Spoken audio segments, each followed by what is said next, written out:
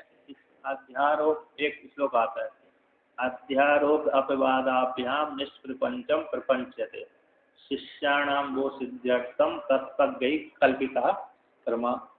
के पहले परमात्मा अध्यारोप करते हैं ऋषि तत्वज्ञ है ना, तत्व जो ऋषि मुनि है पहले अध्यारोप करते हैं कि परमात्मा से सृष्टि उत्पन्न हुई है, फिर अपवाद कर देते हैं कि परमात्मा जिससे परमात्मा से सृष्टि उत्पन्न हुई उसी परमात्मा में जाकर के लीन हो जाती है। तो ऐसा क्यों करते हैं कि शिष्यों को बोध ज्ञान कराने के लिए, शिष्यों को ब्रह्म ज्ञान कराने के लिए, क्योंकि साधक की बुद्धि जगत विषय में टिकी हुई है, उसने देखा नहीं है। तो कारण को जब तक मालूम, कार्य का कारण, तो कार्य किस प्रकार से उत्पन्न हुआ तब तक बोध नहीं कराएंगे, प्रक्रिया का बोध नहीं कराएंगे, तब तक कारण का ज्ञान नहीं होगा। तो इसी हेतु से कारण को बोध कराने के लिए इस प्रक्रिया का वर्णन करते हैं।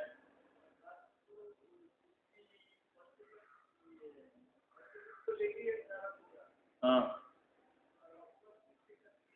उसी अपवाद मतलब ये परमात्मा से सृष्टि उत्पन्न हुई, पहले परमात्मा ने माया स्वीकार किया, तो माया देखो माया स्वीकार किया तो माया स्वीकार करती उसका नाम हो गया सबल ब्रह्म। तो सबल ब्रह्म में होती, सबल ब्रह्म में आकाश की उत्पत्ति करता है, फिर वायु की उत्पत्ति करता है, फिर तेज की उत्पत्ति करता है, फिर जल की उत्पत्ति करता है, फिर पृथ्वी की उत्पत्ति करता है। उत्पत्ति करने के पश्चात फिर पंचीकरण करके पूरा निर्माण कर दिया।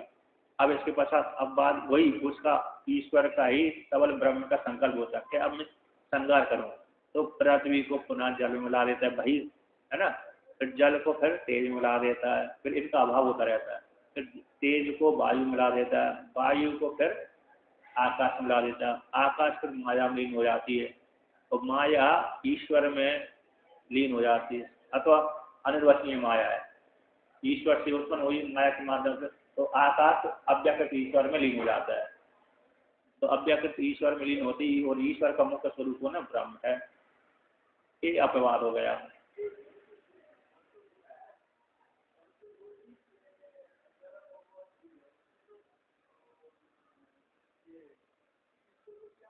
तो शिष्य को देखो, ये शिष्य जिस प्रकार से ईश्वर अपवाद कर देता है ना, उसी प्रकार शिष्य भी कहता है कि इस प्रकार से सृष्टि उत्पन्न हुई है, उसी प्रकार से अपवाद हो गया। अब वो मैं ईश्वर से भिन्न नहीं हूँ, ब्रह्म से भिन्न नहीं हूँ। हाँ है, ये तो घटाना है कि मेरा मेरा सारा शरीर पंचभूतों के द्वारा निर्मित हुआ है, जो शरीर है इस शरीर पंचभूतों के द्वारा निर्मित है। अब पंचभूतों के द्वारा निर्मित होने के पश्चात वो पृथ्वी में लीन कर दिया अपनी पंचभूत शरीरों को, फिर पृथ्वी को जल में लीन कर दिया, जल को तेज में लीन कर दिया, अपने शरीर को पृथ्वी में लीन कर दिया, सारे ब्रह्मांड को और अपने शरीर को पृथ्वी में लीन कर दिया, पृथ्वी में लीन करते ही फिर जल में लीन कर दिया, जल को फिर तेज में लीन कर दिया, तेज को फिर वायु में लीन कर दिया, वायु को फिर आकाश में लीन कर दिया, आकाश को फिर माया में लीन कर दिया, तो माया अनिर्वचनीय है ना, ये अपवाद का है। और इस प्रकार से वहां पर लीन करके पर कहते हैं मेरा मुख्य स्वरूप होना ब्रह्म ही है, इस प्रकार से वर्णन दिया। तो अब आगे यहाँ पर कहते हैं इस प्रकार से वर्णन करते हैं, अपवाद वर्णन करते हैं। तो इस लोग कहते हैं यहाँ पर यतः नद्यः स्यन्दमानः समुद्रे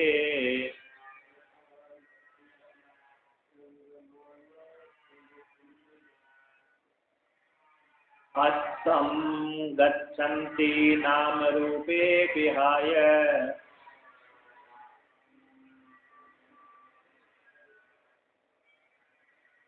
ततः विद्वान् नाम रूपात् विमुक्तः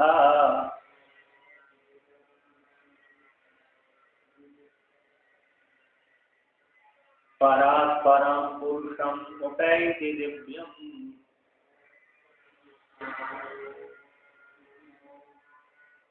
तो यहाँ पर कहते हैं देखिए कि जैसे यथा नद्या संदमाना समुद्र, जैसे नदियाँ गंगा है, यमुना है, सरस्वती, गोदावरी, जितनी भी नदियाँ हैं बहती हुई, संदम बोलता बहना भी आता है ना, बहती हुई नदियाँ समुद्र में जाकर के लीन हो जाती हैं। समुद्रम अस्तम गच्छन्ति, कहते नाम रूप विहाय, नाम और रूप को छोड़ करके उनका जो बहना रूप जो रूप हो गया, गंगा यमुना नाम हो गया, है ना, नाम रूप आदि जल को छोड़ करके समुद्र में लीन हो जाती हैं। अपना नाम भी समाप्त हो जाता और रूप भी समाप्त हो जाता, जल रूप हो जाती। कैसी?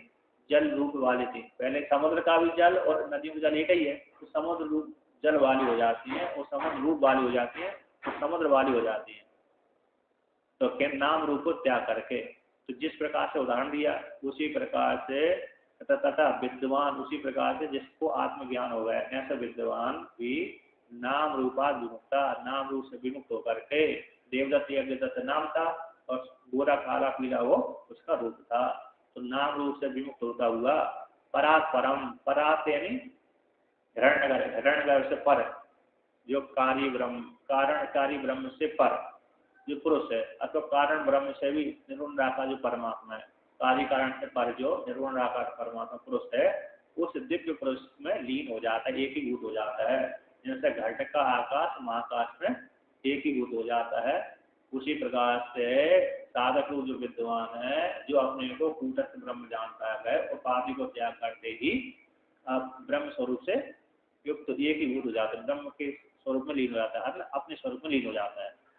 दिव्य पुरुष में जो दिव्य उसका मुख्य मूल स्वरूप है उसमें लीन हो जाता है, एक ही भूत हो जाता है, अतः मैं ब्रह्म हूँ इस प्रकार से जानता है। तो टीकाकार कहते हैं यहाँ पर, तो यहाँ पर कहते हैं किंच और भी यतः, भगवान भास्कर कहते हैं किंच यतः नद्यो गंगाद्यः स्यन्दमानः गच्छन्त्यः समुद्रे समुद्रम प्राप्य अस्तम अदर्शनम अविशेषात्म भावम गच्छन्ति प्राप्नुवन्ति नाम च रूपम च नाम रूपे विहाय ततः अविद्याकृत नाम रूपात् विमुक्तान् विद्वान पराग अक्षरात् पूर्व उक्तात् परम दिव्यम पुरुषम यथोक्त लक्षणम उपैति उपगच्छति।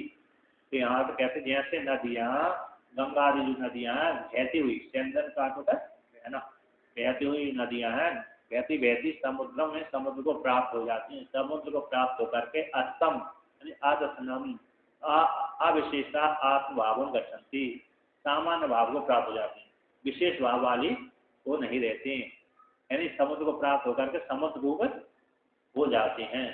तो कहते कैसे हो जाती हैं? सामान्य भाव को सामान्य समुद्र से कैसे हो जाते हैं? नाम रूपम विहाय, नाम नामम च रूपम से भी नाम रूप, इन दोनों नाम रूपों को विहाय त्याग करके समुद्र रूप हो जाती कि मैं समुद्र हूँ, मैं समुद्र रूप वाली, समुद्र नाम वाली हो गई, है ना। आप उसी प्रकार साधक कैसे जानता है कि मैं ब्रह्म रूप वाला हो गया, मैं ब्रह्म ही हूँ। जैसे नदियाँ ब्रह्म समुद्र रूप ही है, समुद्र से फिर भिन्न नहीं होती। तो तथा उसी प्रकार से अविद्या का नाम रूपाद, अविद्या को लेकर के जो देवदत्त यज्ञदत्त गोरा काला पीला नाम रूप बने थे, तो अविद्या को लेकर के जो बने हुए थे उस अविद्या के नाम रूप को त्याग होते ही ज्ञान के द्वारा विद्वान पराद यानी अक्षरात है, अक्षर ब्रह्म से पूर्वोक्त पर हिरण्यगर्भ से परे अक्षर ब्रह्म से, अक्षर ब्रह्म भी कहते हैं उपाधि वाला है कि नहीं, माया सम्मिलित ईश्वर, तो माया सम्मिलित ईश्वर को अक्षर ब्रह्म कहते हैं। उस अक्षर ब्रह्म से भी पूर्वोक्त पर दिव्य, उससे भी श्रेष्ठ जो निर्गुण निराकार परमात्मा है, ऐसे उसमें यथोक्त लक्षणम, जो जैसे नदियाँ समुद्र जाकर एक ही हो जाती, उसी प्रकार से नाम रूप को त्याग करके, उसी प्रकार से विद्वान भी नाम रूप को त्याग करके, उपाधि को त्याग करके ब्रह्म स्वरूप के साथ, ब्रह्म के साथ एकीभूत हो जाता है। दिव्य यमूर्त इत्यादि पहले वर्णन कर दी, यथोक्त लक्षण उपैति, यथोक्त लक्षण 2 नंबर टिप्पणी में दिया है। दिव्य मूर्ता पीछे की श्रुति आई है मुंडक में, दिव्य हो जाते हैं, यमूर्त हो जाते हैं, अक्षरात पड़ता परा हो जाता है, और अणु हो जाता है, चिंत हो जाती है, अचिंत निरूप वाला होता है, सूक्ष्म होता है ना। ये वहाँ पर सूर्य चंद्रमा आदि प्रकाशित नहीं करते। ऐसे जो परमात्मा का स्वरूप वर्णन किया तो इस भाव वाला हो जाता है, आदि वाला हो जाता है, संपूर्ण जगत उसी से उत्पन्न होता है। दिव्य अमूर्ता पुरुष सब आयाम में अंतरो अजा अप्राणो है मन शुद्ध एक्सरा करता परा, ये 38 नंबर पृष्ठ पर है। तो ये से द्वितीय वाला है ना, ऐसा वो हो जाता है कि नहीं, ऐसा हो जाता है, ये स्वरूप वाला प्राप्त हो जाता है। तो दिव्य है, अमूर्त है, पुरुष है, भाई गीता सहज है, अप्राण वाला है, अमन वाला शब्द है, अक्षर है, ईश्वर से भी पर है ना, परता पर है, ऐसे स्वरूप को प्राप्त हो जाता है। अब कहते हैं भगवान वास्ता कहते नन हूँ श्रेयसी अनेक विघ्न प्रसिद्ध, श्रेय मार्ग में अनेक विघ्न की प्राप्ति होती है। विघ्न प्रसिद्ध है, जो भी कोई भी व्यक्ति पुण्य वाला कार्य करने जाता है उस काल में पुण्य कार्य करने के मध्य में उसको विघ्न की प्राप्ति होती है। कोई व्यक्ति अच्छा कार्य करने जाता है तो सबसे पहले उसको क्या क्या सुनना पड़ता है, उसके कहते ये करके क्या करोगे, परेशान हो जाओगे, है ना, उसको मन विक्षिप्त कर देते हैं, मन क्या कर देते हैं, उसको डमाडोल कर देते हैं। श्रेय मार्ग में विघ्न बहुत से प्रसिद्ध है। श्रेयांसी बहुविघ्नानि, श्रेयांसी बहुविघ्नानि भवंती मेहतामपि, महान पुरुषों को भी श्रेय मार्ग में, कल्याण मार्ग में बहुत से विघ्न की प्राप्ति होती है। उसी श्रेय में अनेक विघ्न लोक में प्रसिद्ध है, प्रसिद्ध है लोक में प्रसिद्ध है कि अनेक कैसों से विघ्न प्राप्त होते रहते हैं। अतः इसलिए हेतु से कौन से है, तो यहाँ पर कहते हैं कौन से विघ्न है, तो यहाँ पर वर्णन करते हैं कि काम, क्रोध, लोभ, मोह आदि जो विघ्न है ना, अस्मिता, राग, द्वेष, अभिनिवेश आदि, ये भी श्रेय के कल्याण के मार्ग में कैसे विघ्न बनते हैं। तो यहाँ पर कहते हैं अतः क्लेशानाम अन्यतमन अन्यन वह देवादीनाम चह विघ्नतो ब्रह्मविद अपि अन्याम गति मृत्यु गच्छति न ब्रह्म एव। कहते क्लेश कौन, श्रेय मार्ग में बहुत से विघ्न लोक में प्रसिद्ध हैं। तो अतः कैसे वो क्लेशानाम, अविद्या, अस्मिता, राग, द्वेष, अभिनिवेश, पंच क्लेशा, ये 5 क्लेश हैं। इन क्लेशों के मध्य में अन्यतम, एक के द्वारा अथवा अन्य के द्वारा अथवा देवादियों के द्वारा विघ्न की प्राप्ति हो जाती साधक को, ब्रह्मवेत्ता को, ब्रह्मवेत्ता को भी विघ्न की प्राप्ति। कहते हैं ब्रह्मवेत्ता है तो उसको क्या होगा, बुखार ही चढ़े आया, बीमार हो गया, कहीं जा रहा था, एक्सीडेंट आदि हो गया, अथवा चिंतन नहीं कर पाया, अथवा यहाँ पर चिंतन कर रहा था वहाँ पर है भीड़ बहुत थी, सूर आदि होता था, इत्यादि विघ्न के हेतु हो गए। कहते ब्रह्मवेत्ता को भी अन्य गति को पहुँचाते, मर जाता है, मृतो गच्छति, मरण भाव को प्राप्त हो जाता है, न ब्रह्म, ब्रह्म के साथ एकीभूत नहीं हो पाता, ऐसा पूर्व पक्षी कहता है। तो ऐसी प्राप्त हो जाने पर कतना ऐसी बात नहीं है, देवता आदि उसको विघ्न नहीं डाल पाते। कहते विद्या एव सर्व प्रतिबंधस्य अपनिरस्तात्, विद्या के द्वारा सारे प्रतिबंधक का अपने हो जाते, हट जाते हैं, निवृत्ति हो जाती है। जैसे विद्या की प्राप्ति होती उस काल में ब्रह्मवेत्ता को अन्य गति की प्राप्ति नहीं होती। जितने विघ्न थे, जो व्यक्ति विघ्न अविद्या आदि जो क्लेश थे वो भी निवृत्त हो जाते हैं ब्रह्म विद्या के द्वारा।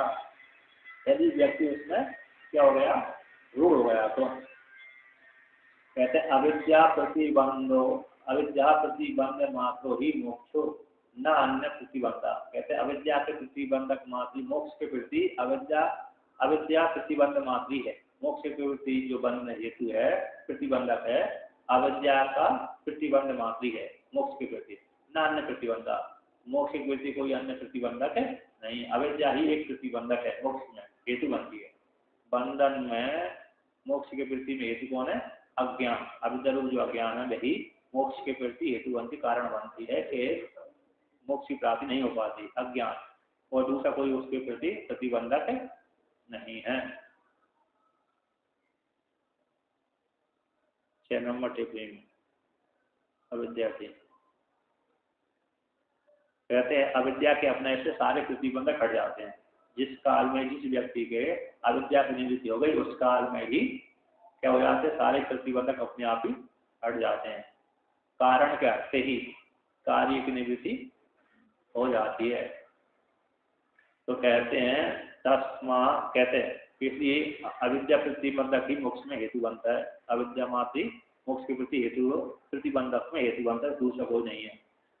और कहते हैं मोक्ष कैसा है, मोक्ष के विषय में कहते हैं नित्यत्वात् आत्मभूतत्वाच्च, और मोक्ष कैसे नित्य होते हैं, आत्मभूत है। इसी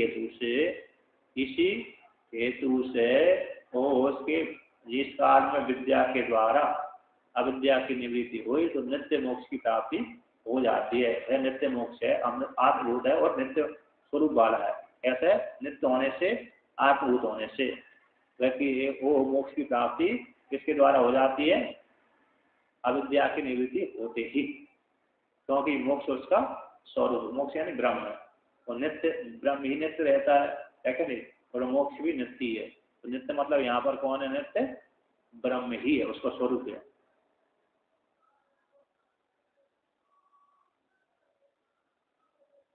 ऐसे नित्य होने से उत्पत्ति के अभाव होने हो जाने से उत्पत्ति में जो प्रतिबंधक का भी अभाव हो जाता है नित्य होने का।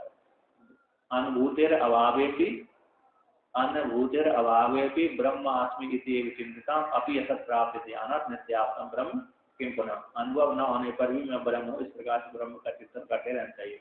अपि असत प्राप्त ध्यान, ध्यान के द्वारा देवता की प्राप्ति हो जाती, सिद्धि हो जाती, प्रकट हो जाते हैं। नित्य आप ब्रह्म तो कैसे है? नित्य आप, तो उसके विषय में कहना ही गया। यहाँ पर पंचदशीकार कहते हैं, इसी यहाँ पर कैसे है? नित्य होने से मोक्ष कैसा है? नित्य है और आत्मभूत है। पंचदशी तो उसको श्रुति आती कहते हैं, सायो हा गई तत्ते परम ब्रह्म ब्रह्म वेद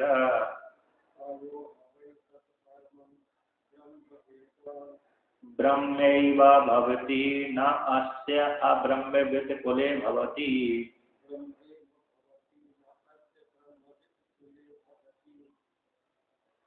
तरति शोकं तरति पापमानं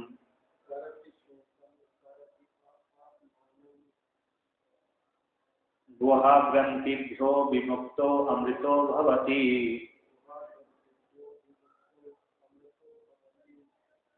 तो यहाँ पर कहते हैं जो कोई भी साधक, सा यो हा भाई, जो कोई भी साधक है उस परम ब्रह्म को जान लेता है। तत् परम ब्रह्म वेदा, सा यानी वह, या जो वह, जो कोई भी साधक है जो पहले परमात्मा ही था, अविद्या को लेकर के जीवात्मा बन गया, अब गुरु की कृपा से पूर्व जन्मों के संस्कार के माध्यम से वो साधक बन गया।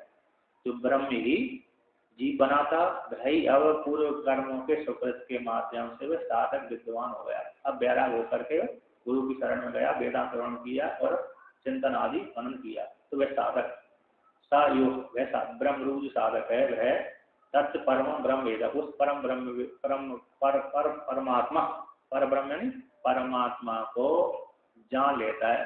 परम अक्षर से जो परे है, अक्षर रूप परम, अक्षर रूप ईश्वर से जो परे, उस परम ब्रह्म को जान लेता है। तो जानने के बाद ब्रह्म ए भक्ति, ऐसा जानने वाला साधक और ब्रह्म मैं ही हूँ, है ना, इस प्रकार से जान लेता है। जानते के ब्रह्म ए भक्ति, ब्रह्म ही हो जाता है कि नहीं। जिस साधक ने पहले ब्रह्म से ही जीवात्मा बना था, ब्रह्म सत्यम जगन मिथ्या जीवो ब्रह्म ना परा, जो ब्रह्म था जीव बन गया था अविद्या को लेकर के, अब पूजन की कृपा से, ईश्वर कृपा से, गुरु कृपा से, शास्त्र कृपा से जान लिया मैं ब्रह्म हूँ। उस साधक ने परम ब्रह्म को, परम ब्रह्म को जान लिया, परमात्मा को जान लिया। तो जानते कैसे हो गया? मैं ब्रह्म हूँ। इस प्रकार से ब्रह्म ही भवती, ब्रह्म ही हो जाता है। अब इस विद्या का फल का वर्णन करते हैं कि जो इसने जान लिया कि मैं परब्रह्म परमात्मा हूँ, ऐसा आप लोग साक्षात्कार कर दिया, और जिस कुल में पैदा हुआ है उसके विषय में उसकी विद्या का फल का वर्णन करते कि अनुभूति और काल तक, वंश परंपरा तक, नाद परंपरा तक, अथवा वंश बीज परंपरा तक चलती रहती है। कहते न अस्य अब्रह्मविद कुले भवति, अस्य साधक के विद्वान के कुल में अज्ञानी कोई पैदा नहीं होता, है कि नहीं। जिस विद्वान, जिस साधक को ब्रह्म विद्या की प्राप्ति हो गई, वो जिस कुल में पैदा हुआ है उस कुल में बहुत काल तक, बहुत पीढ़ी तक कैसा रहते हैं कि अज्ञानी उस कुल में कोई पैदा नहीं होता, चाहे नाथ परंपरा में हो अथवा बीज परंपरा में हो, तो दोनों प्रकार से हो जाता है। तो बीज परंपरा ने पिता पुत्र हो गया, नाथ परंपरा ने शब्द गुरु शिष्य परंपरा। तो कहते हैं तरति शोकम तरति पापमानम, शोक से पार हो जाता है। और पापमा अविद्या को लेकर जो पाप हुए थे वो सारे पापों को भी पार कर जाता है ना। अविद्या चिंता राग द्वेष अभिनिवेश पंच के लिए सारी पाप है, और भी कर्तव्य भोक्तृत्व आदि है, पुण्य पाप है, पुण्य भी ही पाप है, पाप भी पाप। पाप तो जन्म के हेतु होते हैं, पुण्य भी जन्म के हेतु होते हैं, इसी दोनों ही पाप है। तो पापों को पार कर जाता है, शोक से पार हो जाता है। विक्षेप रूपी शोक है ना, चिदाभास को विक्षेप बोलते हैं, शोक बोलते हैं। मैं क्या करूँ, मेरी पत्नी मर गई, पुत्र मर गया, अब मैं जीवित रह करके क्या करूँगा, मैं सुखी हूँ दुखी हूँ इत्यादि शोक होता है, उस शोक को भी पार कर जाता है।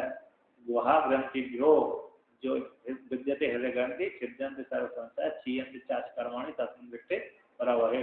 जो गुहा में ग्रंथि बैठी हुई थी, कर्ता भोक्ता आदि लेकर के और संशय आदि कर्म बने थे, संचित जो कर्म थे सारे निवृत्त हो जाते हैं। तो गुहा की ग्रंथियाँ टूट जाती हैं। अविद्या की ग्रंथि थी, अविद्या ही जो ग्रंथि थी वो टूट जाती है, विमुक्त हो जाता है और अमृतो भवति, अमृत स्वरूप हो जाता है।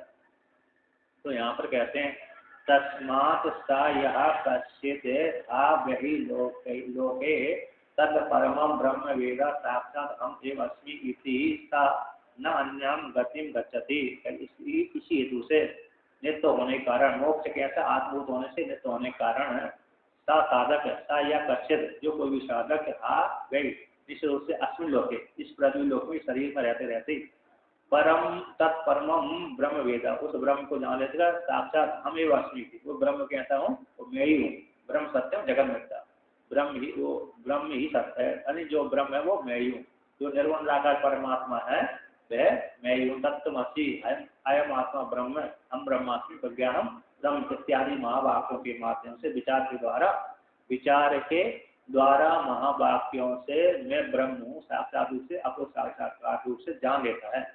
क्योंकि वाक्य वृत्ति में वर्णन किया है कि विचार महावाक्यों के द्वारा, महावाक्यों के विचार से अपरोक्ष ज्ञान होता है।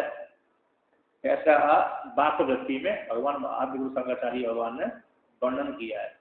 तो ऐसे साक्षात रूप से जान लेता हम ब्रह्मास्मि, अयम आत्मा ब्रह्म, प्रज्ञानम ब्रह्म, है ना, तत्त्वमसि आदि के विचार करने से मैं ब्रह्म का साक्षात्कार कर लिया। तो कर लेने से सब साधक है न अन्य गति गति, अन्य गति को उत्तरायण मार्ग दक्षिणायन मार्ग को नहीं जाता, न मरता है न जीता है ना, न तृतीय गति को जाता है। दो गमन करने वाली है और तृतीय गति को भी प्राप्त नहीं होता है, तो आता जाता कहीं भी नहीं है। तो देवैर अपि तस्य ब्रह्म प्राप्ति प्रति विघ्नो न शक्यते कर्तुं, देवता भी देवताओं के द्वारा तत्व विद्वान को ब्रह्म की प्राप्ति के प्रति विघ्न करने में सामर्थ उन देवताओं को भी नहीं होती है ना, करने के लिए समर्थ नहीं है। देवता भी उस पद विद्वान को कहे ब्रह्म की प्राप्ति न हो इसलिए विघ्न कर दें, इस एक भी देवताओं में सामर्थ्य नहीं होती। क्यों नहीं होती? क्योंकि देवताओं का जो है आत्मस्वरूप हो जाता है विद्वान। फिर आत्मा ही एताम स भवती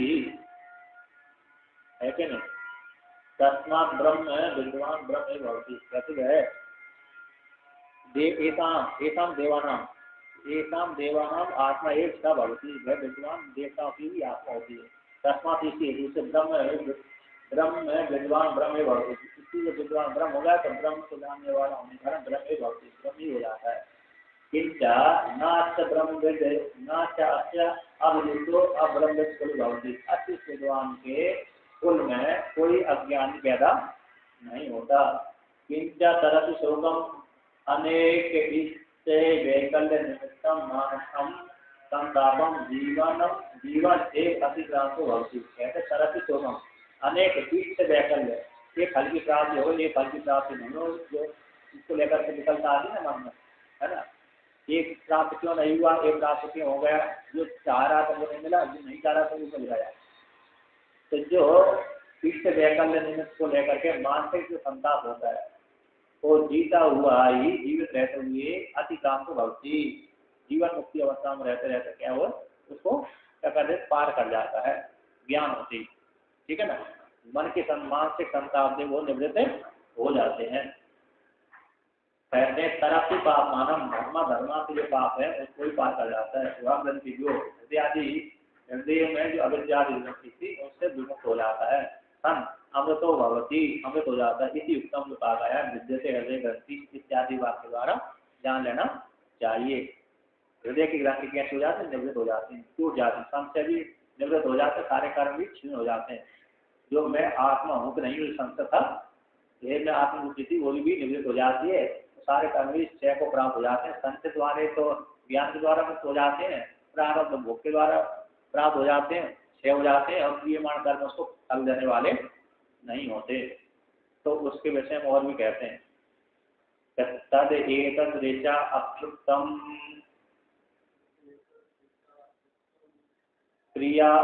क्रियावन्तः श्रोत्रिया ब्रह्मनिष्ठः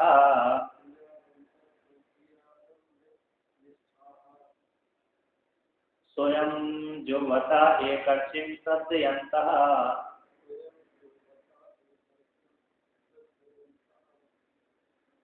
तेषाम् एव एतां ब्रह्म विद्यां वदेत।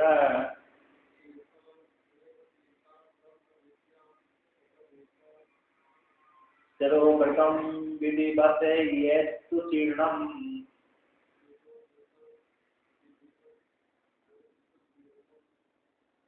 तो यहाँ पर कहते हैं तद कहते अत इदानीं ब्रह्म विद्या संप्रदान विधि उपप्रदर्शन उपसंहार किए थे। आप इसके अनंतर इसके एक विद्या किस व्यक्ति को देना चाहिए, है ना। इसके अनंतर इदानीं वर्तमान काल में ब्रह्म विद्या के संप्रदान, ब्रह्म विद्या का संप्रदान सम्यक रूप से प्रदान संप्रदान परंपरा के द्वारा, तो संप्रदान विधि के उपदेश के प्रदर्शन के द्वारा इस विद्या ब्रह्म विद्या का उपसंहार किया जा रहा है, क्रिय से करते हैं कि विद्या इस प्रकार से देना चाहिए। इस मुंडक उपनिषद की जो विद्या है इस प्रकार से देना चाहिए।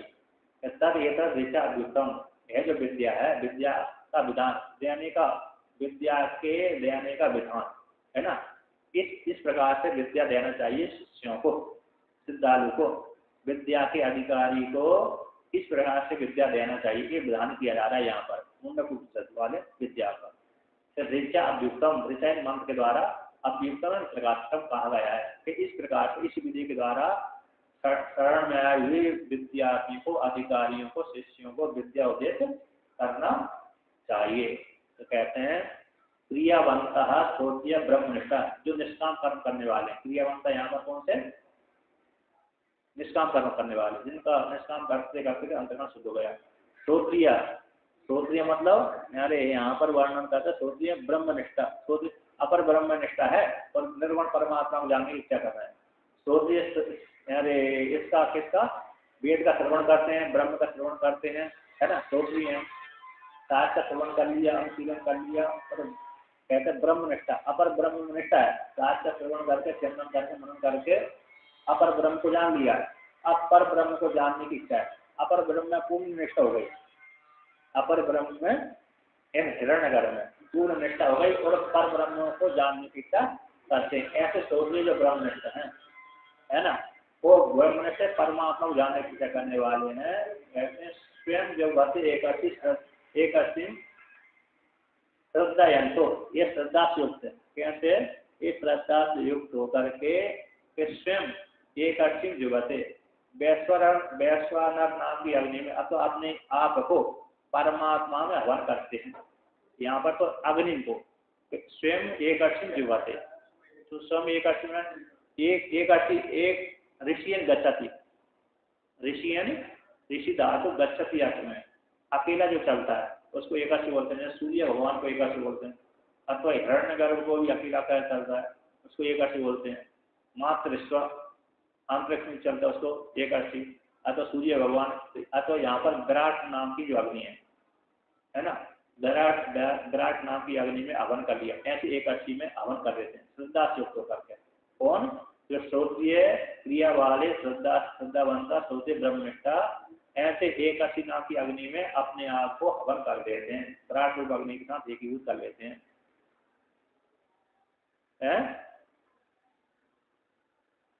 कौन सा, आगे वर्णन कर रहे हैं, उसी का आ रहा है। तो कहते हैं कि श्रद्धा वाले श्रोत्रिय ब्रह्मनिष्ठा स्वयं एकादशी रूप अग्नि में हवन कर लेते हैं, है ना, वैश्वर नाम की विराट नाम की अग्नि में हवन कर देते हैं। तो वो ही अकेले प्रथम हो गई शरीरी अकेले, वैश्वर नाम की अग्नि विराट नाम की अग्नि में हवन कर देते हैं। कहते तेसाम, जो इस प्रकार से तेसाम और से क्रिया वाले, निष्ठा कर्म करने वाले, श्रद्धा वाले, सोची ब्रह्मनिष्ठा वाले, अपर ब्रह्मनिष्ठा रखने वाले, पर ब्रह्म को जानने की इच्छा वाले, ऐसे उनका एताम तेसाम एवं एताम ब्रह्म विद्या, उन्हीं को, ऐसे व्यक्तियों को ही जिन्होंने वैश्वरण नाम की विराट नाम की अग्नि में अपने आप को हवन कर लिया है और साक्षात्कार कर लिया है, अब वह निर्गुण निराकार परमात्मा का जानने की इच्छा करते हैं। ऐसे ऐसे उन साधकों के लिए ही इनकी निष्ठा किसमें है? इनकी निष्ठा अपर ब्रह्म है। अपर ब्रह्म को जान लिया तुमने निष्ठा हो गई, अब उसके माध्यम से पर ब्रह्म को जानने की इच्छा करने वाले ऐसे जो अधिकारी हैं, तो है ना, ऐसे जो शुद्ध अंत करने वाले हैं, निष्काम कर्म करने वाले हैं, परमात्मा को जानने की इच्छा करने वाले हैं, ऐसे जो अधिकारी यदि विद्या लेने के लिए पास में आए हैं आचार्य के पास में, तो ऐसे अधिकारी को लिए तेसाम एताम ब्रह्म विद्या, तेसाम उन अधिकारियों को एताम ब्रह्म विद्या मुंडक वाली ब्रह्म विद्या को, जो ब्रह्म को बोध कराने वाली विद्या थी ब्रह्म विद्या, उस ब्रह्म विद्या को बदेत आचार्य क्या करे? उपदेश करे। तो किस प्रकार से कह रहे?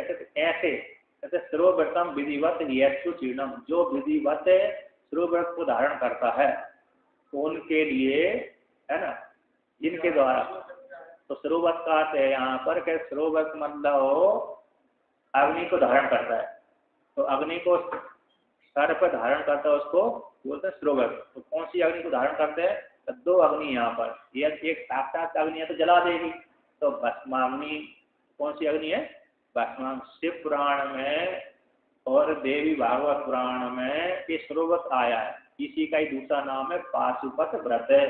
जो पाशुपत व्रत को धारण करके पाशुपत भगवान की उपासना करता है, सारे शरीर में भस्मी रमाता है और रुद्राक्ष धारण करता है, उसको बोलते हैं सर्वव्रत, पाशुपत व्रत और सर्वव्रत।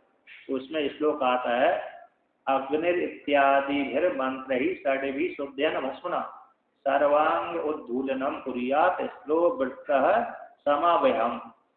ये श्लोक आता है स्कंद पुराण के सौर संहिता में। अग्निर इत्यादि है ना, अग्नि भस्म ज्योतिर्भस्म जो मंत्र है ना, रुद्री में आता ना, सद्योजात का, अग्नि का और वामदेव का, ये 6 मंत्र आते हैं, 5-6 मंत्र आते हैं, पंच शिव जी के 5 मंत्र, 5 मुख को लेकर के 5 मंत्र आते हैं। तो ऐसे अग्नि आदि जो 6 मंत्रों के द्वारा, ओमकार छठी हो गई, अतः ओम समय जोड़ दिया, तो ओमकार आदि 6 अग्नि मंत्रों के द्वारा शुद्ध भस्मी को हाथ में रख लिया, दाहिने हाथ में शुद्ध भस्मी रख लिया, फिर उसको जल मिला करके प्रातः काल तो गीली भस्मी लगाते हैं और सायकाल को सूखी भस्मी लगाते हैं, शाम को सूखी, हाँ शाम को सूखी का है और प्रातः काल गीली का विधान है। तो शुद्ध भस्मी हाथ में ले ली, इसके बाद गीली मिला लिया, फिर 6 मंत्रों के माध्यम से ओमकार के द्वारा उद्धृत किया, ओमकार के द्वारा पहले भस्मी निकाली, अभिमंत्र किया, फिर एक एक मंत्र के द्वारा सारे अंगों में लगाया, तो जो मंत्र जहाँ का वो कराते वहीं पर लगा लिया। तो इसके पश्चात 6 मंत्रों के द्वारा शुद्ध भस्म से उठकर पूरे शरीर में लगा ले, तो इसी को बोलते हैं सर्वव्रत। क्या बोलते हैं? सर्वव्रत। उद्धूलनम त्रिपुंड्रम मुमुक्षु, उद्धूलनम त्रिपुंड्रम च मुमुक्षु सदा चरेत है। हाँ, तो वो सिर पे अग्नि मतलब भस्म रूप अग्नि, तो सिर पे अग्नि का अर्थ होता है भस्मी रूप अग्नि। जैसे मैं लगाया हूँ ना भस्म, सिर पे अग्नि रखी है मेरे पे, माथे पे, देख रहे हैं ना आप मेरे को, मैंने भस्मी लगा कर रखी है, तो भस्म रूप अग्नि को धूलनम त्रिपुंडम च मुमुक्षु सदा आचेत, ये दूसरी वहीं पर श्लोक है कि वो धूलनम यानी पूरे शरीर में लगा दे, त्रिपुंडम मुमुक्षु के लिए हमेशा आसन करते रहते, पूरे शरीर में भस्म लगाते रहना चाहिए। जैसे एक दिन के किसी काल विशेष में मैंने पूरे शरीर में भस्म लगाई, एकांत में लगाई थी, नद अपना रहा तो भस्म प्राप्त हो गए, तो पूरे शरीर में लगाए। तो पाशुपत व्रत का भी एक ही नियम है कि पूरे शरीर में भस्म लगा करके शिव जी का भजन करें। तो यहाँ पर इस प्रकार से वर्णन करते हैं, है कि नहीं? ऐसे चीर्ण, तो जिनके द्वारा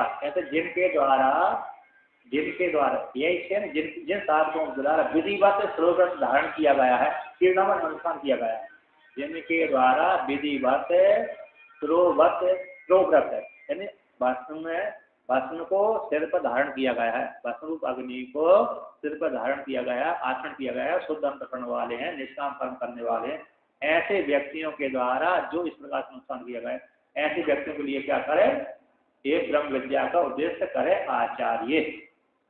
अब भगवान भाष्यकार इसका व्याख्यान कर रहे हैं, कहते हैं तद एतद विद्या संप्रदान विधानम ऋचः मंत्रेण अभि उक्तम अभिप्रकाशितम। तद का विद्या के संप्रदान का विधान, विद्या इस प्रकार से देना चाहिए, इसका विधान ऋचा इन मंत्र के द्वारा कहा गया है, अभी उत्तम इन प्रकाशितम प्रतिपादन किया गया। इस प्रकार से इस विद्या को, मुंडक नाम की ब्रह्म विद्या को, अन्य सभी जगह नियम नहीं है ना, इसी मुंडक को अथर्वाणिक अथर्वेद को पढ़ने वाले अथर्वाणिक इस प्रकार से विद्या का उपदेश का विधान करते हैं, इस प्रकार से देना चाहिए अथर्वेदीय विद्या को। कहते हैं कहाँ पर वर्ण आगे, कहते हैं क्रियावंतो यथोक्त कर्म अनुष्ठान युक्ता, क्रियावंत का यथोक्त है, निष्काम कर्म करने वाले, निष्काम कर्म की विवक्षा की गई है यहाँ पर क्रियावंत का। सकाम व्यक्ति वाला तो क्या हो जाएगा, तो उस श्लोक को चला जाएगा, निष्काम वाला व्यक्ति ब्रह्म लोक फल को प्राप्त करेगा, ठीक है ना। क्रियावंता से यहाँ पर क्या लिया, यथोक्त कर्म अनुष्ठान से युक्त है, यानी निष्काम कर्म के अनुष्ठान से युक्त है, अंतःकरण की शुद्धि के लिए। श्रोत्रिय ब्रह्मनिष्ठा अपरनिष्ठ के श्रोत्रिय यहाँ पर बोधायन उक्ति से वर्णन किया है, कहते यहाँ पर एकाम साकाम आदित्य श्रोत्रियो भवति, ये बोधायन स्मृति है, श्रोत्रिय वहाँ पर लक्षण किया है बोधायन स्मृति में, एकाम शाखाम आदित्य श्रोत्रियो भवति, एक शाखा को अध्ययन करने से कर लिया जिसने, उसको श्रोत्रिय कहते हैं। एकाम शाखाम आदित्य, एक शाखा को पढ़ करके श्रोत्रियो भवति, क्या हो जाता है, श्रोत्रिय हो जाता है। एक बोधायन उक्ति से, यानी बोधायन स्मृति से, बोधायन नाम के जो स्मृतिकार हुए हैं उन्होंने वर्णन किया है, जिस व्यक्ति ने एक शाखा का अध्ययन कर लिया है उसको श्रोत्रिय कहते हैं। तो ऐसे जो श्रोत्रिय है ब्रह्मनिष्ठा, यानी अपरस्मिन ब्रह्म में, यानी हिरण्यगर्भ में निष्ठा है जिनकी, अभियुक्त निष्ठा, ऐसे जो पूर्ण निष्ठा हो गई, अब वो उसी निष्ठा से आगे बढ़ाते हुए परमात्मा को जानने की इच्छा कर रहे हैं। ऐसे पर ब्रह्म भूतस्वहा, परमात्मा को जानने की इच्छा करने वाले भूतस्वयं स्वयं, ऐसे जो श्रोत्रिय ब्रह्मनिष्ठा वाले हैं, साधक हैं, स्वयं एकर्षि नाम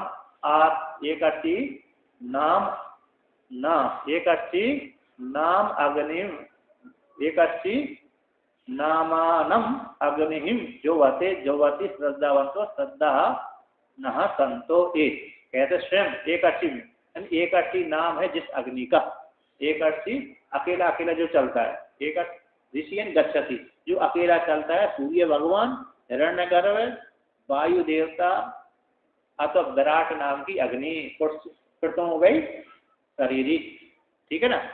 तो अकेला है, विराट नाम की जो अग्नि अकेला है, ऐसी जो अग्नि में जो वसे हवन करते हैं, श्रद्धा से युक्त होकर के, श्रद्धा से युक्त होते हुए वे इस अग्नि का सेवन करते हैं, हवन करते हैं, अतः विराट का चिंतन करते हैं। क्या करते हैं, विराट नाम की जो अग्नि है, वैश्वानर अध्यात्म में शरीर के भीतर उसको वैश्वानर नाम की अग्नि कहते हैं, और अधिदेवत में उसको विराट नाम की अग्नि कहते हैं। ऐसी विराट नाम की अग्नि में जिन्होंने अपने आप को हवन कर लिया, एकीभूत कर लिया, क्या कर लिया, एकीभूत कर लिया, ऐसे वो व्यक्ति अब परमात्मा को जानने की इच्छा करते हैं। कि ये जो साधक है, तेसा उन साधकों का अंतःकरण शुद्ध हो गया, श्रोत्रिय है, ब्रह्म में निष्ठा हो गई इनकी, अपर ब्रह्म में, और परमात्मा को जानने की इच्छा कर रहे हैं। हिरण्यगर्भ को साक्षात्कार कर लिया, हिरण्यगर्भ भी विराट नाम की अग्नि से भिन्न नहीं है। तो कहता है तेसा उनका ही संस्कृत आत्मना, जिसका अंतःकरण शुद्ध हो गया, ऐसी उनका, कैसे पात्रभूता नाम, कैसे वो पात्रभूत है, अधिकारी, ऐसे उनका एताम ब्रह्म विद्या भजते, इनको ब्रह्म विद्या कहना चाहिए। गुरु आते हैं श्रोव्रतम सिरसी अग्नि धारण लक्षणम, सिर पर जिन्होंने अग्नि का, सिर के ऊपर, सिर में अग्नि धारण लक्षण जिसने किया, यानी सिर पर जिन्होंने अग्नि धारण किया उनको ये ब्रह्म विद्या का उपदेश करे, मुंडक नाम की ब्रह्म विद्या का उपदेश करे, है क्या नहीं। तो यहाँ पर वर्णन किया है, मतलब कौन सी ब्रह्म विद्या, मतलब सिरोव्रतम, सिर के ऊपर जिसने अग्नि धारण किया है, मतलब भस्म रूप अग्नि कौन सी है ना। तो यहाँ पर अग्नि इत्यादि मंत्रों के द्वारा अग्नि इत्यादि मंत्र ही षड्वी शुद्धेन भस्मना सर्वांग उद्धूलनम कुर्यात् सरोव्रत समावयम उद्धूलनम त्रिपुंड्रम च मुमुक्षु सदा आचरेत। ये स्कंद पुराण की सौर संहिता में ब्रह्मोत्तर खंड में ये श्लोक आया और शिव पुराण में आया है और देवी भागवत पुराण में इस सरोव्रत का वर्णन किया गया है। उसी को ही दूसरा नाम पाशुपत व्रत है, ठीक है ना। तो ऐसे जिसने सिर के ऊपर क्या लगाया है, भस्म धारण किया है, सारे अंग में भस्म धारण किया, हाथ में, भुजा में, हृदय में, कंठ में, यहाँ पर मस्तक के ऊपर, शिका पे और कंठ में, दोनों भुजा में और इस छाती पर, यहाँ पर 4-5 जगह लगाया है और आधे पूरे अंगों पर लगाया, तो 4-5 जगह प्रधान लगाया है। ऐसे जो लगाता रहता है, जिसका नियम पूर्वक लगाता है, शुद्ध अंतकरण वाले है, ऐसे अधिकारी के लिए ब्रह्म विद्या का उपदेश करे। यह कहते जो नियम मात्र यहीं के लिए है, किसके लिए, इन्हीं का ही नियम है, सर्वत्र ये नहीं है। यथा आथर्वणा नाम देवव्रतम प्रसिद्धम, जैसे आथर्वण का देवव्रत है, जैसे यथा आथर्वणाम वेदव्रतम प्रसिद्धम, आथर्वणों का, अथर्वेदियों को अथर्वेद को ऐसा कहते हैं, अथर्वेदियों का, अथर्वणों का वेद व्रत है, वेद देने का व्रत है, वेद का नियम। इस प्रकार से अथर्वण लोग अथर्वेदी है ना, तो क्या से इस प्रकार से वेद का उपदेश करते हैं। यस्तु यश्चा तच्चीर्णम विधिवत यथा विधानम तेषामेव। तो यहाँ पर कहते हैं कि ये व्रत सभी में नहीं है, सारे उपनिषदों में नहीं है, मात्र मुंडक के लिए, अथर्वेदीय ग्रंथ के लिए, अथर्वेद में जो उपनिषद आते हैं उनके लिए, अथवा मुंडक के लिए। ये नियम सारे उपनिषदों में नहीं होता, सारे वेदों का लिए नहीं है, मात्र अथर्वेद को छोड़ करके। अथर्वेदों का ये वेद व्रत है, वेद में ये आया गया, इसी वेद व्रत है। कहते जो साधक है ऐसे, जिनके द्वारा, जिन इस प्रकार से श्रोत्रिय है, ब्रह्मनिष्ठ है, स्वयं अरे कौन विराट रूप अग्नि में अपने को हवन कर लेता, उनके द्वारा, इसके द्वारा, जिस साधक के द्वारा इस प्रकार से निरंतर सेवन किया गया है, उसके लिए विधिवत यथा विधानम, जिस प्रकार से विधान किया है उसी प्रकार से जिसने अनुष्ठान किया है, उसी के लिए ये ब्रह्म विद्या का उपदेश करे। अब अंतिम मंत्र कहते हैं, तद एतत् सत्यम ऋषिर अंगिरः पुरोवाच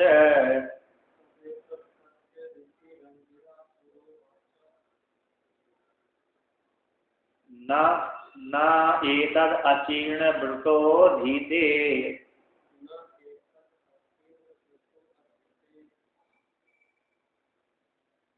नमः परम ऋषिभ्यो नमः परम ऋषिभ्यः।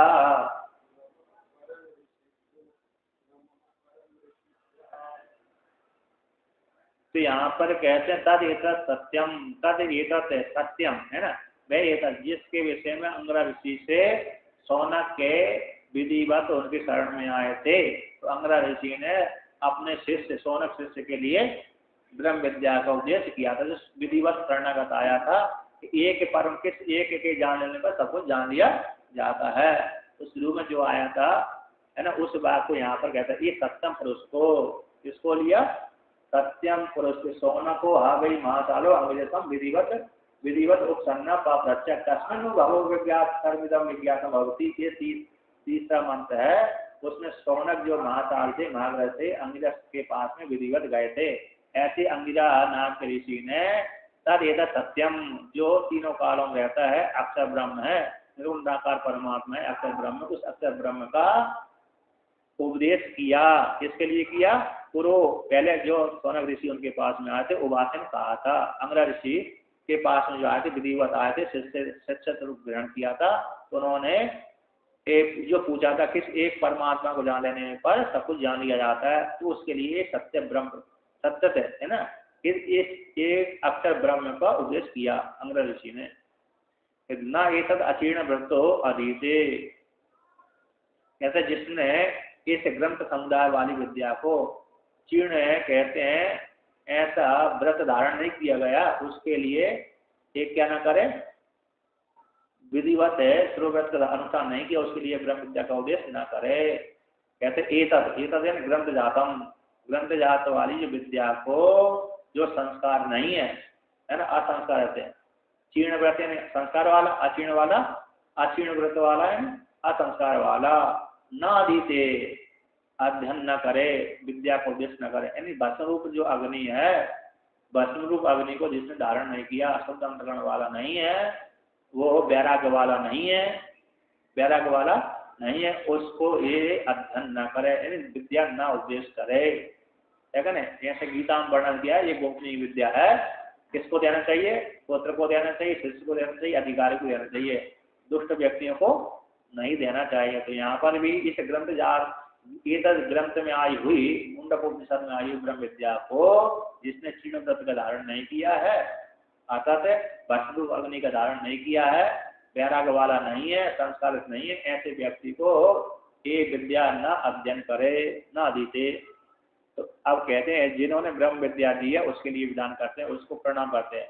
नमः परम ऋषिभ्यो, जो ऋषियों में भी सबसे श्रेष्ठ हैं ऐसे ऋषियों के लिए, एक ऋषि के लिए है ना, इसके लिए अंगरा ऋषि के लिए, अथवा परंपरा वाले ऋषियों के लिए, सभी ऋषियों के लिए जिन्होंने ब्रह्म विद्या का प्रदान किया है वंश परंपरा को लेकर, शिष्य परंपरा को लेकर के, उनके लिए नमस्कार है। नमः परम ऋषिभ्यो, इन दोबारा के आदर के लिए। और बहुवचन का प्रयोग क्यों करते हैं, ऋषिभ्य, एक ऋषि ने दिया इनको, तो कहते हैं आदर के लिए बहुवचन का प्रयोग करते हैं। जैसे श्री गुरु चरण कमलेभ्यो नमः, तो गुरु तो दो, एक ही हमारे गुरु है, गुरु के दो चरण हैं, अब कमलेभ्यो प्रयोग कर दिया, बहुवचन का प्रयोग कर दिया, तीन होते तो माननी बात है, चार होते तो माननी बात है, बहुवचन का प्रयोग हो जाता, किंतु दो चरण में कमलेभ्यो एक क्या लगा दिया, बहुवचन का प्रयोग कर दिया, आदर के लिए, सम्मान के लिए। तो महापुरुषों को सम्मान के लिए बहुवचन का प्रयोग किया जाता है, इसलिए नमः परम ऋषिभ्यो, एक ऋषि ने उपदेश किया इनको, तो ऋषि के लिए नमस्कार है, फिर आदर के लिए, ठीक है ना। दो बारा समाप्ति के लिए, मुंडक समाप्ति के लिए और आदर के लिए है, और वंश परंपरा को लेकर कई प्रयोग कर दिया, शिष्य परंपरा वंश परंपरा के, है ना, दोनों परंपरा को लेकर के ऋषियों का प्रणाम कर लिया। अब यहाँ पर कहते हैं तद एतद अक्षरम पुरुषम, तद एतद अक्षरम पुरुषम सत्यम है, ये जो अक्षर पुरुष है परमात्मा, निर्गुण निराकार परमात्मा है, जिसके द्वारा संपूर्ण जगत उत्पन्न हुए, ऐसे अक्षर को ऋषि अंगरा ने, अंगरा नाम के ऋषि ने पुरः पूर्वम सौनकाय विधिवत उपसन्नाथ पृष्ठवता हुआ था, जो सौनक ऋषि विधिवत उनके पास में आया तो पूछा था किस एक परमात्मा, किस एक तस्मिन्नु भगवो विज्ञात धर्मजम विज्ञातम भगवती, किस एक को जान लेने पर सब कुछ जान लिया जाता है। तो एक जो सत्य परमात्मा को जान लेने पर, किसको जान लेने पर, एक सत्य अक्षर ब्रह्म रूप परमात्मा को जान लेने पर सब कुछ जान लिया जाता। क्यों, क्योंकि उसी परमात्मा से इस संपूर्ण जगत उत्पन्न हुआ है। एक मृत्ति का रूप कारण को जान लेने पर मृत्तिका के द्वारा बने हुए सारे पदार्थ जान लिए जाते हैं। एक शक्कर को जान लेने पर, गन्ने को रस को जान लेने पर गन्ने के रस से बनी हुई सारी मिठाई जान ली जाती है। एक दूध को जान लेने पर दूध से बनी हुई सारी मिठाई का ज्ञान हो जाता है, ये सारी मिठाई दूध की है क्या नहीं। तो इस प्रकार से सौनक के लिए अंगरा ऋषि नाम के ऋषि ने उपदेश किया था। तदवत कहते तदवत अन्योपि तथा एव श्रेयो अतिनो मोक्षे मोक्षार्थम विधिवत उपसन्नाय दुयानिति। अतः कहते उसी जिस प्रकार से विधिवत जैसे अंगरा ऋषि के पास में सौनक ऋषि गए थे विद्या लेने के लिए, उसी प्रकार से अन्य कोई भी शिष्य आचार्य के पास में श्रेयार्थी, जो श्रेय को चाहता है, कल्याण को चाहता है, मोक्ष चाहता है, ऐसे कल्याण वाले विद्यार्थी के लिए, मोक्ष के लिए, मोक्ष को चाहने वाले विद्यार्थी के लिए जो विधिवत आया है, श्रद्धा सुख आया, मजाक करने के लिए नहीं आया, इसके लिए अपना टाइम पास करने के लिए जो नहीं आया है, वैसे टाइम पास करने के लिए आता है ना, चलो कुछ नहीं करते हैं बैठ जाते हैं, तो ये समय पास करने के लिए नहीं आया, बल्कि विधिवत आया, ऐसे शरणगत आया, ऐसे शरणगत आने वाले शिष्य के लिए इसे ब्रह्म विद्या का उपदेश करे, बुरी याद कहना चाहिए। भगवान भास्कर कहते हैं, आज्ञा देते हैं, क्या कहते हैं, श्रुति भी आज्ञा देती है और भगवान भास्कर भी आज्ञा देते हैं। है ना, जो विधि बताया है शरणागत हुआ है उसके लिए ब्रूयात यानी उपदेश, विधि लेंगे ना, विधि यानी आज्ञा होती है, उपदेश करना चाहिए। तो न ये तत् ग्रंथ रूपम अशीर्ण व्रतो अचरित व्रत हो अपनी अधीति न पढ़ती। कहते हैं ये तो जो ग्रंथ रूप है यानी ये ग्रंथ जातम, ग्रंथ से उत्पन्न होने वाली जो विद्या है ब्रह्म विद्या, उस ब्रह्म विद्या को जिसने अक्षीण व्रत वाला है, आचरित व्रत वाला है, शुरू व्रत जिसने धारण नहीं किया, भस्म नहीं लगाई माथे पर, ठीक है ना, और जिसको श्रद्धा नहीं है, और जिसने निष्काम अचीर्ण, चीर्ण व्रत मतलब जिसने व्रत का, चीर्ण का अर्थ होता है अनुष्ठान, चीर्ण यानी व्रत का चीर्ण यानी अनुष्ठान, चीर्ण का अर्थ होता है अनुष्ठान, जिसने अनुष्ठान किया है ना, चीर्ण का अर्थ होता है अनुष्ठान किया हुआ, पालन किया हुआ, विभाजित किया हुआ, दोहराया हुआ, विजृंभ किया हुआ इत्यादि इसके पर्यायवाची आते हैं। तो अर्थ कैसे, चीर्ण ने अनुष्ठान किया हुआ, जिसने ये अनुष्ठान किया है, माथे पे भस्मी आदि लगाई है, निष्काम वाला है, श्रोत्री है, ब्रह्म निष्ठा रखने वाला है ना, और श्रद्धा से युक्त है, ऐसे अनुष्ठान करने वाला साधक यदि आया है विद्या लेने के लिए तो उसको विद्या उपदेश कर दे। जिसने ये व्रत का अनुष्ठान नहीं किया है यानी नियम प्राण नहीं देता है, संस्कार आदि भी नहीं है, भस्मी आदि धारण भी नहीं करता है, निष्काम वाला भी नहीं है, ऐसे दुष्ट व्यक्ति के लिए है ना, जो दुष्ट वाला व्यक्ति अनुष्ठान करने वाला नहीं है, आचरित व्रतो जिसने व्रत का आचरण नहीं किया, वो न अपि अधीति इस विद्या का अध्ययन न करे, न पठती न पढ़े, नापि अधीते ऐसा भी पाठांतर आता है, नापि अधीता इति अध्ययन न करे, न पढ़ती उसको उपदेश, इस विद्या का उसको आचार्य उसको विद्या का उपदेश न करे। अतः ये वो पढ़े भी ना, बिना पढ़े तो आएगा ही नहीं, बिना पढ़े तो आचार्य शरण में जाएगा, नहीं जाएगा तो आएगी ही नहीं। तो जिसने अनुष्ठान आदि नहीं किया है, ऐसे आशीर्ण व्रत वाला है, वो इस विद्या को अध्ययन न करे। क्यों? क्योंकि उसको पढ़ भी लेगा तो कोई फायदा मिलने वाला नहीं है। जिसका अंतरण शुद्ध होता है उसी को विद्या पचती है, जिसका अंतरण शुद्ध नहीं है उसको विद्या नहीं पच पाती। कहते चीर्ण व्रत से ही विद्या फलाए संस्कृत भवती इति। कहते जिसका चीर्ण व्रत वाले का यानी अंतरण शुद्ध है उसी का ही विद्या फल के लिए संस्कृत विद्या फल वाली होती है, संस्कृत भवती संस्कृत वाली होती है। जिसने क्या किया, जिसने चीर्ण व्रत धारण किया है, जिस व्यक्ति ने यानी व्रत का अनुष्ठान किया है, क्या किया है, अंतकरण शुद्ध वाले व्यक्ति को विद्या फल वाली होती है, संस्कृत वाली होती है। जिसका अंतकरण शुद्ध है नहीं है तो वो पढ़ भी ले तो कुछ होने वाला नहीं है। हाँ, पढ़ने से क्या होता है मात्र, अरे उसको पुण्य की प्राप्ति होगी। बहुश्रुतेन ना बहुश्रुतेन आत्मा प्राप्त होती, बहुत श्रवण करने से आत्मा की प्राप्ति नहीं होती। कहते समाप्त ब्रह्म विद्या सह येभ्यो ब्रह्म विद्या ब्रह्मादिभ्यो पारंपरिये क्रमेण संप्राप्त देव्यो नमः परम ऋषिभ्य। के समाप्त ब्रह्म विद्या, यहाँ पर आकर ब्रह्म विद्या कैसी हो गई, समाप्त हो गई।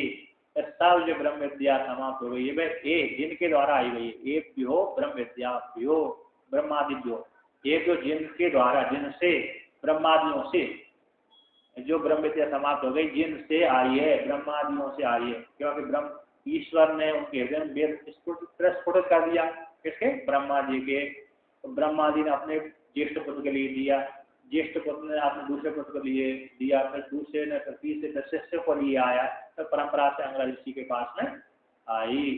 तो ब्रह्मा जो ब्रह्म विद्या थी, ब्रह्म को बोध कराने वाली थी, अतः ब्रह्मा जी के द्वारा उपदेश होने का कारण ब्रह्म विद्या है।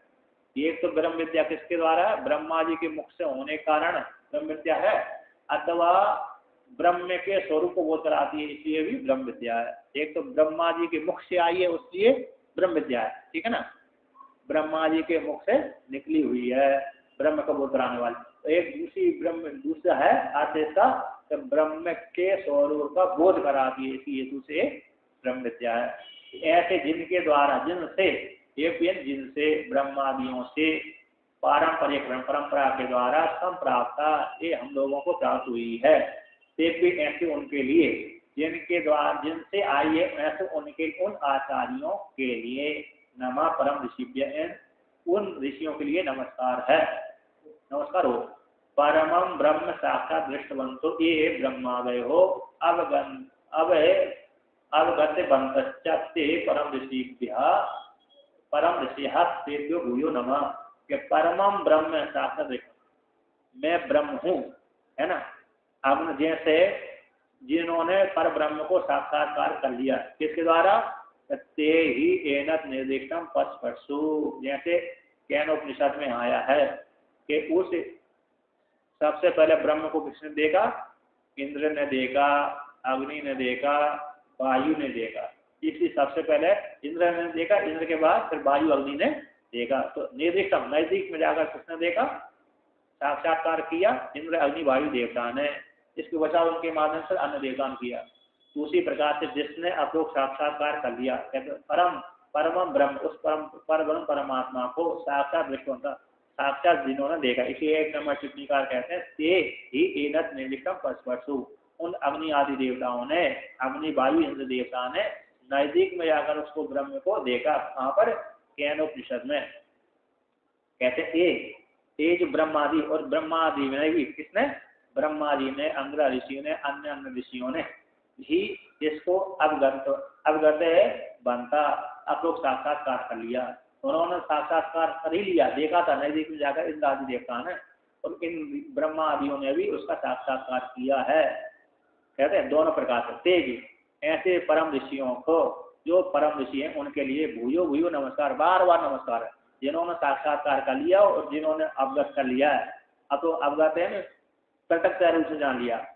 अवगत की ऊपर टिप्पणी है, अवगत बनता यानी प्रत्यक्ष रूप से जान लिया। अथवा यत साक्षात अप्रोक्षात ब्रह्म इति, श्रुति से हम इति चात्मात्वेन साक्षात भासमाने यथा न इतरेषाम ब्रह्मत्वेन तद अवगति न तथा एषाम ब्रह्मादीनाम इति अभिप्रेत।